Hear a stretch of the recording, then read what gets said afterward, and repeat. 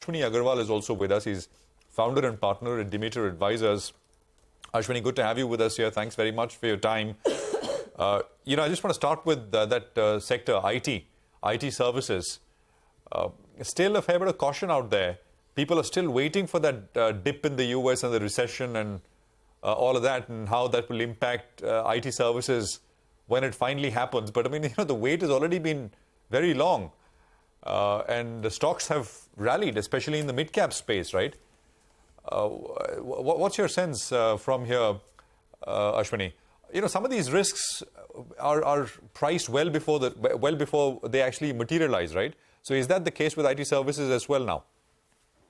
So great question, Prashant, to start off the conversation. I've been wondering the same.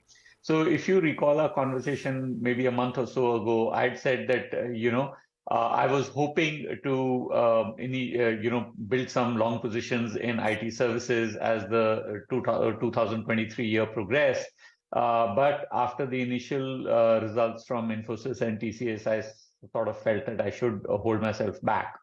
And if you look through the results of the mid caps and smaller companies, results have been fine. I mean, businesses are doing well and so on. And I think what's spooking the large caps is obviously the fear of AI taking away some of the mundane programming, what EPAM said a couple of days ago, and the fact that, there is uncertainty about the outlook on the US economy, which might hurt IT spending. Having said all of this, one has to marvel at the kind of free cash flow generation capability that these IT services companies have. Valuations are not that expensive.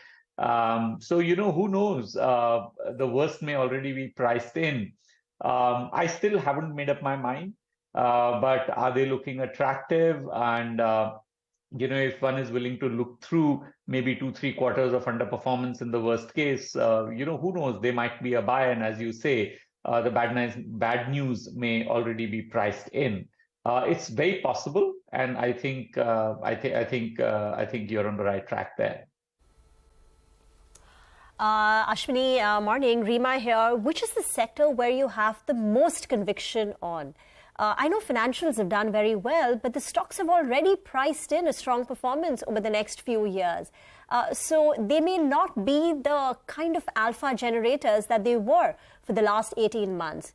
Which sector do you have the most conviction, where the risk-reward looks most favorable? Morning, Rima. I think two areas. One is, what I would like to point out is, generally speaking, manufacturing companies which lost margins because of high raw material costs, high energy costs, high transportation costs, are seeing a significant reversal in their fortunes. Margins are starting to look up as the costs are normalizing. So keeping that in context, I would say autos and to an extent pharmaceuticals, especially people who are purchasing raw materials in a significant way and have seen margin compression over the last year or two, would be two areas where I think you will see a margin surprise. In autos, the demand for CVs and demand for cars continues to be very strong. And if you look at the May month data, or dare I say even the April month data, even the two-wheeler sales are starting to look up. So I think if you take that as a theme, that in any manufacturing industry, and this may not be restricted just to farmers and automobiles, but any company that has seen a significant margin compression over the last 2 years because of input costs, because of energy costs, because of outward transportation costs, should see a normalization on the margin profile. And that, I think, is always good news, because the Indian market is always very, very happy to see earnings growth and earnings revisions. And I think that's something that you're going to see. Ashwini, good morning. Ashwini, what are the chances that we see a big drawdown on the headline index itself from here? A couple of headwinds that are ahead of us. One is the monsoon. If at all, that's going to be a big disappointment. And the other factor is sometimes, what data suggests is once you see a pause and even rate cuts coming in from the Fed, it takes time to percolate down.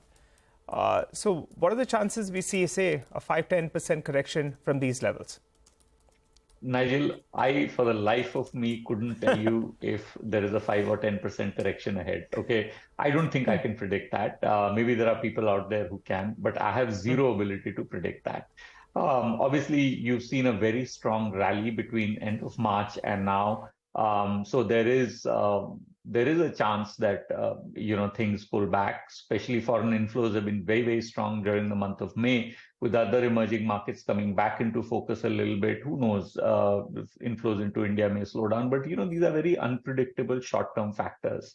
What I would like to point out, however, is that if you look through the earnings season hasn't been bad at all. I mean, there has been an equal number of stocks where earnings have been upgraded as opposed to stocks where earnings have been marginally downgraded or not changed at all. So I think the earnings momentum is quite good. The macroeconomic tailwinds are quite good. The export demand, which honestly, I was very worried about at the start of the year, the consumer demand in, let's say, the US or Europe, I was very worried about, has turned out to be a little bit better than expected. And if you look at the data that's coming out of the US, notwithstanding the rate increases that have already happened, there is no slowdown of the economy visible. So, while you might see a pause both for the Fed and of course in India data is quite good. My worry is that the Fed will need to do more as we go along. And I really don't know, how that's going to work out, because in the past, I've never really witnessed the economy kind of remaining so strong as it is in the face of the kind of rate increases that we have already seen in the United States. So that's kind of, new territory that we are in. So we are in very interesting times. I think, after a strong rally that we've seen, a pullback is always possible, but I have zero ability to predict that. Got that. By the way, there was a bit of a dip from being up about 70 points. The market fell, I think, about 40 points, and then it's recovered back again. The Nifty is up about 55 or so right now. Look at, names like RVNL, which is up 7% now. Look at Suzlon, which is up 7%. Torrent Power is up 7.5%. These are the big volume-led gainers. So it's again railway names. Ircon, which is up 6. Railtel, which is up 4.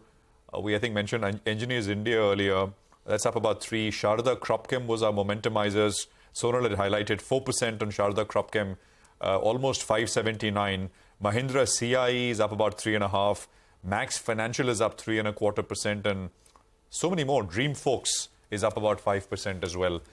So the broader markets once again starting to fire, and we're just in the first 10 minutes of trade right now. Ashwini, would you like to highlight a name or two which, single stocks where you think there is a lot of upside potential? And why do you like it? I mean, more as a, just to try and understand how you're thinking about opportunities in the broader space. Prashant, I'm a little reluctant to talk about specific companies, but I'll give you the framework that I operate in. Okay, I believe that pretty much markets and stocks go through cycles, and in stocks, earnings growth go through their own mini cycles. And the way I'm thinking about things at this point in time is that where are the companies where earnings or margins have hit a cyclical low? So if you take EBITDA margins or if you take gross margins of a company and you plot them over the last 10 or 15 years, you find certain patterns in them. Let's say a gross margin for a pharma company, for example, would vary between, say, a low of 45 and a high of 60. So both 45 and 60 are kind of outliers, and those are not the numbers to bank on. But if there is a margin of 48 and there's a possibility of it going back to 54, that's a place I'm interested. Similarly, if there is a chemicals company, that has been hit by slowdown in exports, that's been hit by input costs, energy costs, et cetera, and the margins, which on a long-term normalized basis are at 15%, but the latest reported margins are, say, 12%, and a quarter ago they were 8 or 9%, then I'm interested, because, it is very possible that those margins will come back to 15 or 16%, which is a long-term median. I pay a lot of importance to what long-term medians are, not just on on margins, on profit margins, but also on valuations. So, the sweetest spot is where both margins and valuations have bottomed out. And that's where you make extraordinary amounts of money. So, that's the framework that I use to spot opportunities. Sometimes they work, sometimes they don't. But more often than not, if you are betting on a company where management has had a long history of running the show and running it well, where the balance sheet is not under any amount of stress, this framework works really, really well. That's how I'd like to sort of share it with your viewers. Ashwini, any thoughts on smaller sectors like in renewables, something like wind? Companies like Inox, Suzlon, they've started seeing a lot of traction. The management is quite confident. They're talking about a turnaround in things after a period of almost 5 to 7 years. Another sector is textiles. Now, it's been beaten down. Textiles have gone through a very rough patch in terms of financials. But are the stocks now looking attractive because they have corrected so much and maybe things are turning on the sidelines? So, Rima, I'm going to, in response to your question, I will have to name a few stocks, and I have positions in both.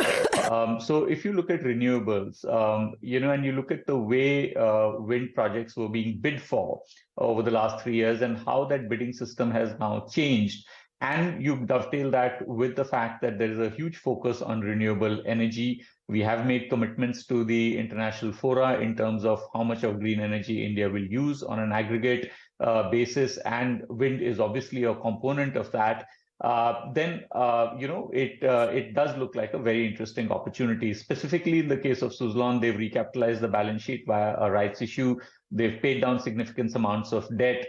So obviously that looks like an interesting opportunity. I don't know after the 60-70 run-up, 60-70% run-up, whether it's still an interesting buy idea or not. But if you roll the clock back a month ago or so, it was all available at a very, very attractive as an opportunity, and the facts were all out there. Similarly, in textiles, when I spoke about margin compression and I spoke about energy costs and transportation costs, that is one of the sectors I was alluding to. And if you look at the demand patterns, if you look through the Q4 results of some of these companies, whether they are in bed sheets or in made-ups or what have you, there is no slowdown in demand in the US. And the narrative seems to be that just like markets anticipate, correction in earnings ahead of time, the US retailers anticipated a slowdown ahead of time, and they had corrected their inventories last year, and now you're starting to see a restocking demand coming through. So again, I don't know whether the US demand will finally roll over and die. As I mentioned to you, my sense is that the US Fed will have to do more heavy lifting because the economy is showing no sign of slowing down.